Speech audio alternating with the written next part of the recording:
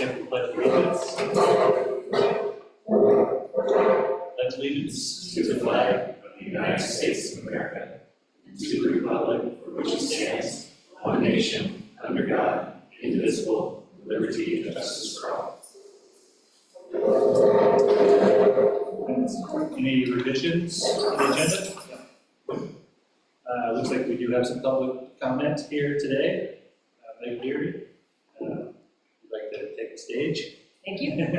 Hello, my name is Meg O'Leary, and I am here to give a quick update, or maybe even a first introduction to you about the Big Sky Government Study.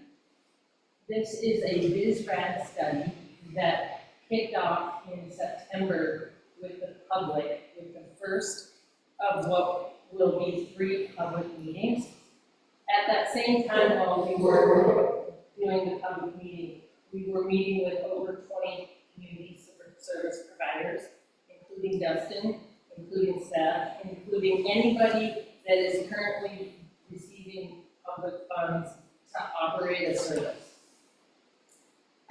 The next phase of the community engagement that we just completed today was a series of conversations with the community to present the findings from those meetings, because you can't do a study without getting the current findings. That's what all those meetings were about, and then presenting them to the community, so we're able to pull the community on with this long process. It is going to take about a year. It will be a study that will be presented to the community that is nothing but facts. It's not going to be recommending a route for future governance changes. It's not going to tell you what's good or what's bad. It's going to tell you everything you ever wanted to know about governance options in Montana and in a community like this one. It's pretty challenging because there are a lot of options, and when you start pulling in a lot of different scenarios, it creates levers that make puzzle pieces move in a lot of ways. And my job as the community engagement person is to be talking to everybody and making sure we understand what the community values are, so that when you do start to put together a structure, a leadership board, what services to provide and at what level, you want to make sure you're getting it right. It will get narrowed down to 3 different scenarios. So you take all this information, we're going to have workshops with the community in January that help us narrow it down into a smaller scope, and then we'll have sideboards around it, and then we'll give you 3 scenarios to study. We'll have our second public meeting at the end of January, where we think we'll be able to give you quite a bit about those 3 scenarios. And then there will be a really involved survey. We are going to ask you to engage in the survey. Everybody's doing the survey, but we'll want to hear from you in that survey, and then we'll come back with another public meeting. There are summary reports all along the way. I'll leave a couple of these. It's got the website on here and the QR code. We're loading everything up to the website, and in your spare time, go take a look at it. You'll see things like the 2006 and the 2009 Attorney General opinion about can you incorporate inside a resort tax district, or can a resort tax district straddle 2 counties? So we do have 2 opinions from decades ago on that. There are 3 parts to the consulting team. I'm one of them, the engagement person, and then we have a fiscal analysis consultant team, and they're looking at every single resort tax dollar that's spent, and also how the counties interplay in all of it. Of course, that is a big topic. And then the governance, technical consultant that's handling the technical expertise on the governance and state statute side is working together with them, and they'll just, as we trudge along, it'll all start to come together. I appreciate being here today to talk to you about it, and if there are ways that I can get involved with, whether you're on a different board or you have a book club, I will come and I will talk to people. Another way to engage with us, not in addition to the January events and the public meetings is I'm hosting virtual interviews, so you can log on and book an appointment with me, and I have a set of questions that I'm asking everybody. All this information will get folded into the study, but it's designed to be, if you can't make a public engagement or it's not your thing, let's have a conversation. I want to hear what's important to you about governance, what you think things could change and impact you from a fiscal perspective, from a representation perspective.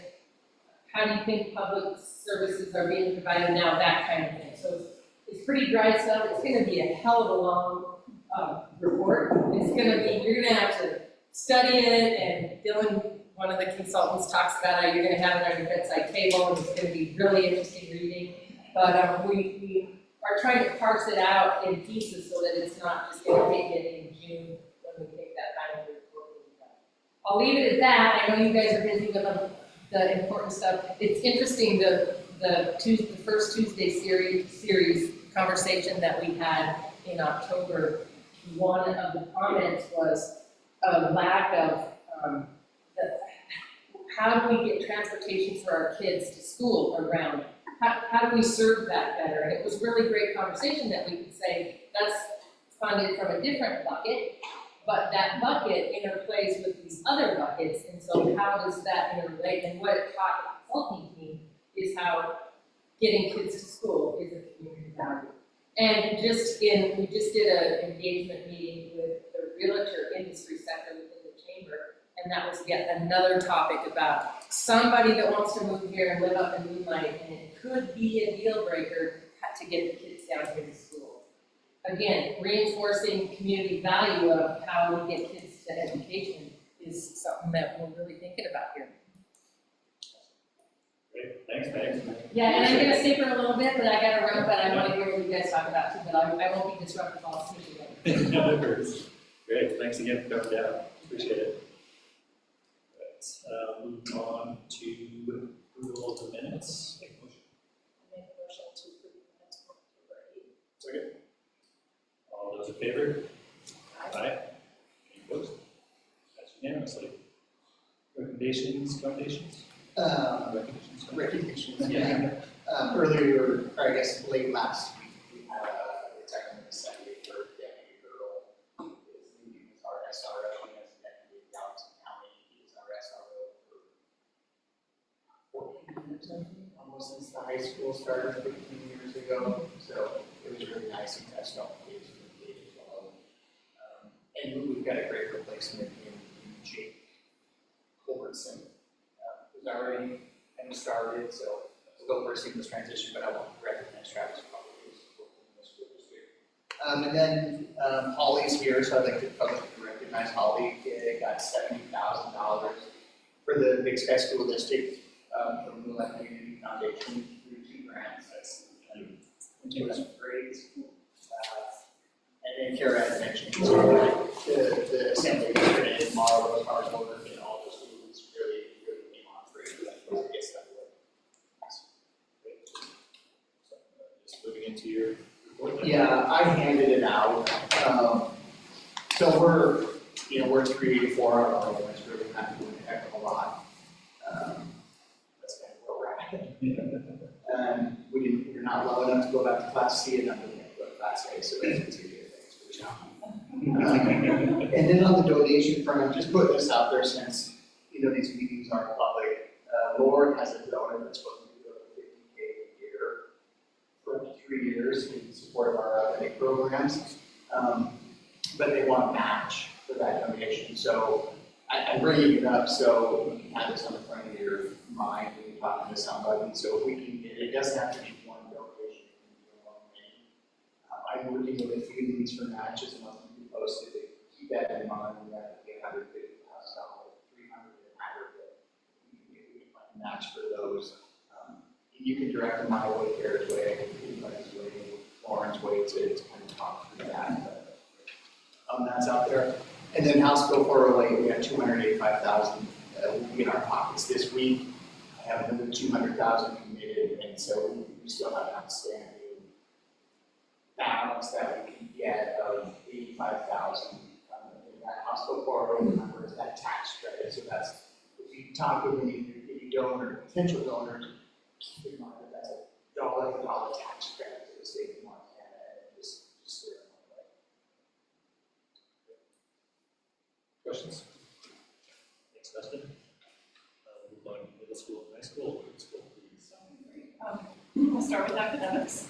So our first early decision of applications are in for colleges for that November 1st deadline, and we have another one at the end of this week for November 15th. So the teachers, Ms. Martinez is working hard to get those applications in. Another successful trip with the grade 10 students returning over the weekend from BC. They had an exciting and uneventful week in many ways, so we're happy about that. I'm excited to be there. We have parent-teacher conferences tonight and tomorrow night, and we're wrapping up our first round of mass tests for the state and middle school this week. And then, speaking of tests, high school semester exam schedules go out before Thanksgiving break, so people can plan. We completed all non-tenured evaluations. And for student life, we had a very boisterous Halloween dance on November 1st with middle school, and we had two fabulous DJs. Sophie and Cindy, our 10th graders, really brought the house down. There was an event, and I turned the music off, and I've never had 100 middle school students yelling at me saying, no, no, no, in unison. It was like a movie, I couldn't believe it. Really cute and scary. The Veterans Assembly yesterday was really outstanding. I want to thank Matt for giving such a thoughtful speech, and Oliver for singing the beautiful the music that they sang, and the students did an outstanding job. We have our annual food drive for NHS right now, and then Interact is doing a food drive. We just began our Big Brothers Big Sisters, and that's our collaboration between high school and elementary school students in Edinburgh, which is a really nice way to connect with our younger students. We began the process for graduation today. The seniors met with Johnston's for their caps and gowns and all things related. And then we'll have ski day information going on this week. So we're in the there. Yeah, that's a lot. Thanks, Marlene. You did it for these. She's online. Oh, hi, Brittany. Sorry I didn't see you up there. No, that's okay. Can you hear me? Yep. Okay. So we had a wonderful couple PIR days in October. We had a speaker, Carol Tolman, who talked about the science of reading and the science of reading with our staff, and it was reinvigorating and kind of got everybody on the same page. So that was really great. And following that, we had our committee, a PIR committee, get together to plan out our next few Wednesday learning opportunities as a staff, using the learning that we did in October as a springboard.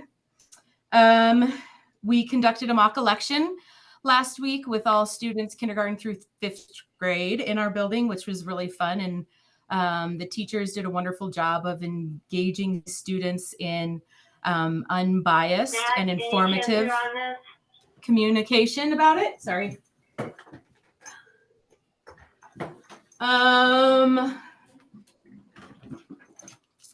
Dustin talked about the assembly that we had for Travis Earl, which is a really wonderful send-off, and we're excited that he's moving off to that next phase of his life. We've been doing a lot of learning around Veterans Day in our building and had some guest speakers. We had representatives from all branches of government, except for the Space Force, talk to our students about service in the military, which was good and wonderful. And Miss Nell even did a lesson with the kids on flag etiquette and how she raises and lowers and folds the flag at the school. And we are smack dab in the middle of parent-teacher conferences right now. So the teachers have been really busy preparing for that, getting all of the beginning of the year testing information together, as well as their classroom-based assessments. And they're ready to have really great conversations with the families coming into the building tonight. And then we're concluding our masked window, first testing window next week. So those assessments are wrapping up, and we're moving into the phase of just getting some of the makeups done for students who were absent. All non-tenured observations are complete. And I'm putting in a plug for Mrs. Jenks. She's hosting a community read, a collaborative read on the anxious generation. And if you haven't read it, it's a wonderful fast read that's very informative about what we can do to help support kids as we're looking at the mental health crisis that's happening in our country. So that's all. Any Thanks, Brittany. questions?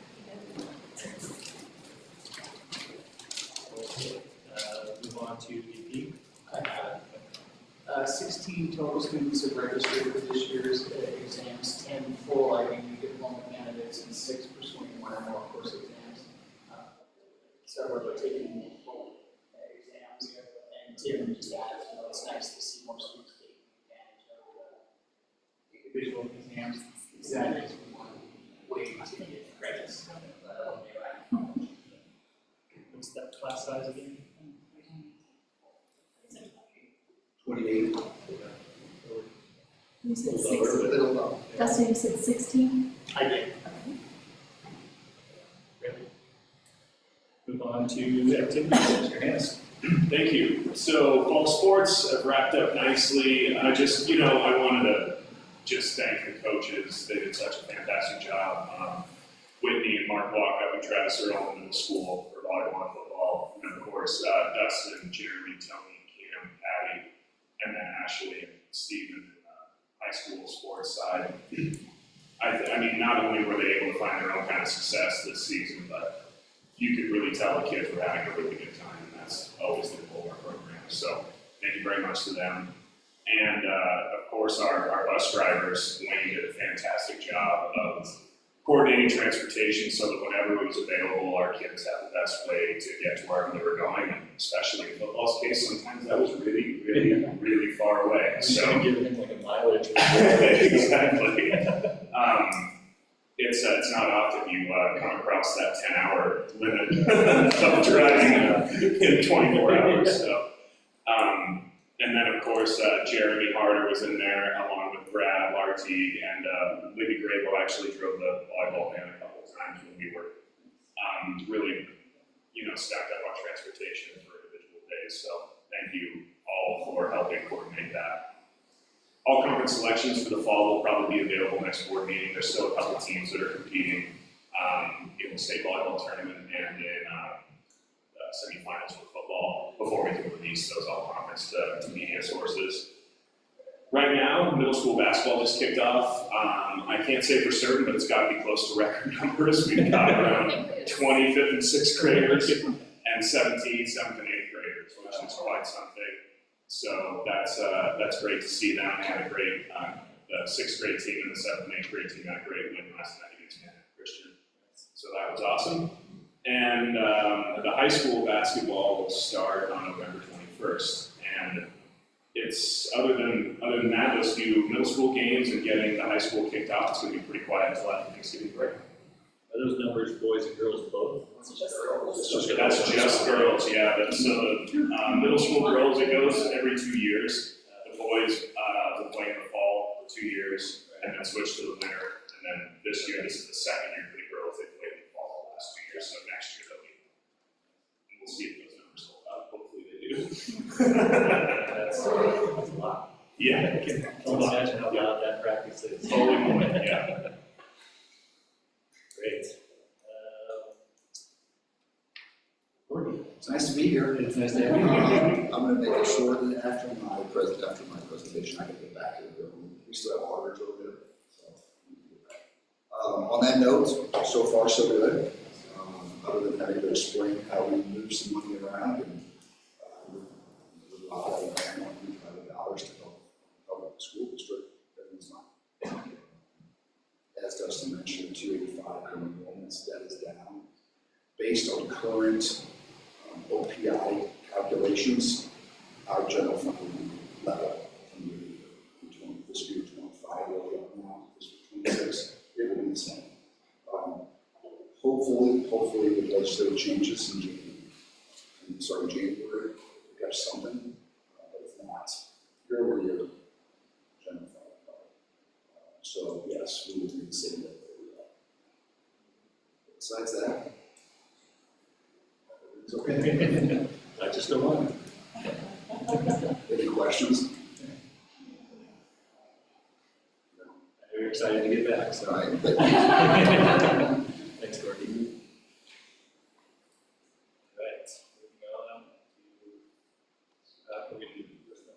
Then we had a meeting on the personnel committee, as Kara said, and myself.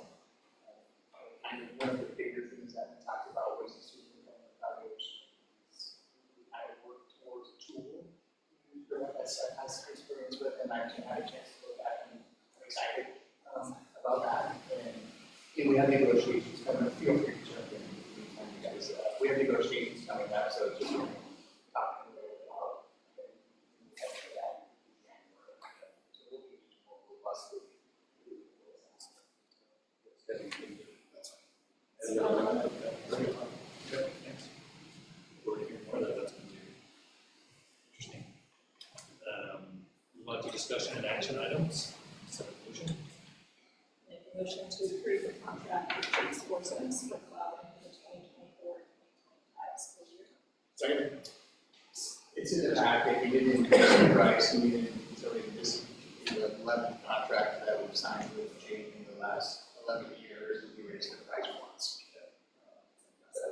That's a big area too, you know. He had to increase it last year. Yeah. He brought on all. Yeah, exactly, the extra parking on everything. He does a great job. Questions?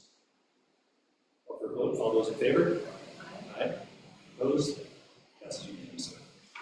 I'll make a motion to approve the revised season 12 requests to sell alcoholic beverages at the home events this year. Second. As we talked about, there are always some events that get added, and John Lang is approved, they all meet our policy. Busy schedule, it's a big schedule. It's a big schedule. Call for a vote, all those in favor? Aye. Opposed? Passes unanimously. I'll make a motion to approve the PRR committees as presented. So this is kind of new, so we can have these for accreditation purposes, but it's really a good collaborative practice too, so you can read the names there. And then we're like, those things that we have that are big teacher days. Plan all of our professional development throughout both buildings. Call for a vote, all those in favor? Aye. Aye. Any opposed? Passes unanimously. I know, this is. I'll make a motion to approve Bella Burke as 1.0 certified full-time employee. Second. So Bella's stuff is in the packet. She's currently working the Swiss semester. We'd be looking for her to be on campus following the chance to go her holiday. And begin right away with Montana certification for she's got a great education. He's a really good experience in the Swiss semester. So Yeah, that's great. Resume. Call for a vote, all those in favor? Aye. Any opposed? Passes unanimously. Make a motion to approve the calendar change to reflect graduation 2025 to be now on Sunday, May 25th. So we chatted briefly about this last time. We've been looking for a good place for this to live where it's not, so it should, create conflict with state level competition. So this will kind of be, when you see calendars from here on out, that Sunday, Memorial Day will be graduation. Call for a vote, all those in favor? Aye. Aye. Any opposed? Passes unanimously. I'll make a motion to approve Bridget Fair lessons with the same time commitment and contact of the lessons previously. So we've been talking about this a lot.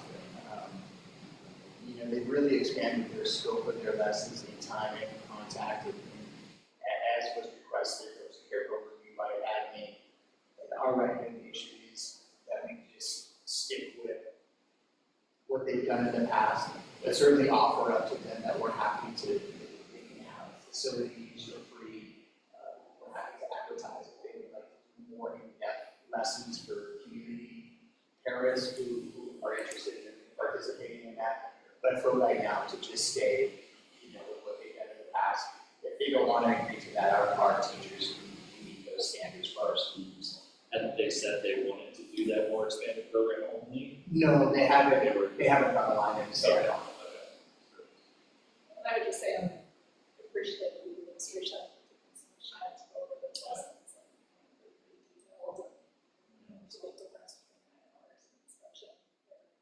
Yeah, well, and part of it also, you know, we always have to think about what's, you know, you go through and you see things that can make it kind of questionable, regardless, right? The trustees can put it in the packet, you can kind of read it, tell parents, here's all the material, you're happy to opt out if you like. They don't, you know, and anything that's, you know, on that fence, that turns into a big problem for us too. So, thank you. So when will we hear from them? I think, I don't know about those. yeah, we're good to go. Great, call for a vote, all those in favor? I'll Aye. Any opposed? Passes. make a motion to approve the second reading and adoption of the Wayfinder curriculum, SEL-CTE. So this is the second time that is coming to us as a grant, the exclusively the counseling department. Yeah. Call for a vote, all those in favor? Aye. Any opposed? Passes unanimously. And then the last thing on your agenda is just informational only. Jeremy Harder, as we inform his retirement from Big Sky School District on June 6, 2025. After 25 years in education, all of it here. And I'd just like to probably not be the first, but one of the first to take this moment to formally thank you for all of the years on behalf of our students and the community and Big Sky in Montana. And certainly. Opposed? I always Can we vote on this It's just one? information. Yeah. We can bump it up, yeah. Yeah, no, just, yeah, it'd be nice, big time. Thank you, great things you've done for all of our kids. You wanna go back coaching basketball, maybe? Yeah, maybe that Old school days. So. Great, take the motion for the consent agenda. Oh, I'll make a motion to approve the consent agenda as okay. There it is, yeah. Second.